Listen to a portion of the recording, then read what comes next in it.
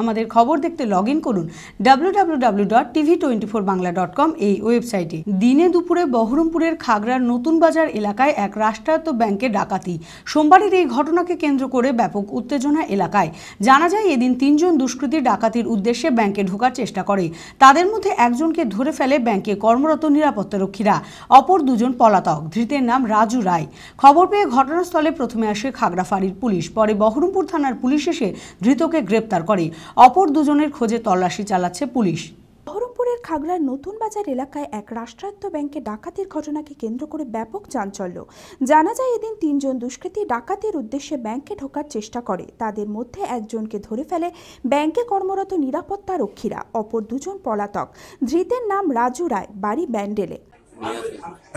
চুরি করতে নিয়ে আসে, মা মরে গেছে। তোমার না সমস্যা না, মা মরে গেছে, পয়সা দরকার ছিল, 1 মাস হয়ে গেছে। খবর পেয়ে ঘটনাস্থলে প্রথমে আসে খাগড়া ফাঁড়ির পুলিশ। যদিও ব্যাংক থেকে কোনো নগদ টাকা খোয়া যায়নি বলে জানা যায়। ব্যাংকের ডেপুটি ম্যানেজার জানান, গ্রাহকদের ভিড়ের সুযোগ নিয়ে ওই দুষ্কৃতীরা ব্যাংকে ঢোকার চেষ্টা করে। এর আগেও কিছু বহিরাগত লোক ব্যাংকে ঢুকে চুরির চেষ্টা করে বলেও অভিযোগ। পরে ঘটনাস্থলে বহরমপুর থানার পুলিশ এসে ধৃতকে গ্রেপ্তার করে।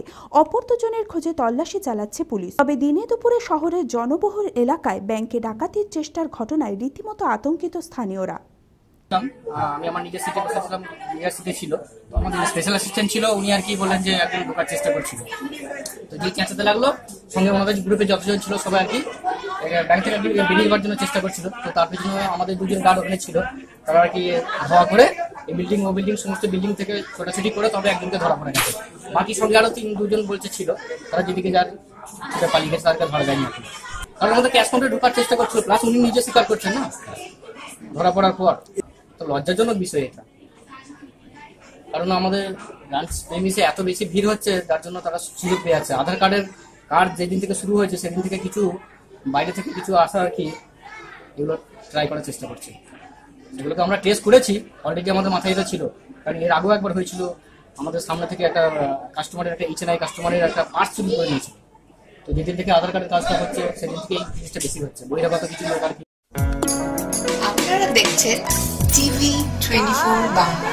TV24 বাংলার সমস্ত খবরের আপডেট পেতে ইউটিউবে সাবস্ক্রাইব করুন TV24 বাংলা চ্যানেলটিকে এবং সাবস্ক্রাইবের পর অবশ্যই বেল আইকনটি একবার ক্লিক করুন। কমেন্টস আর শেয়ার করতে ভুলবেন না। TV24 বাংলা।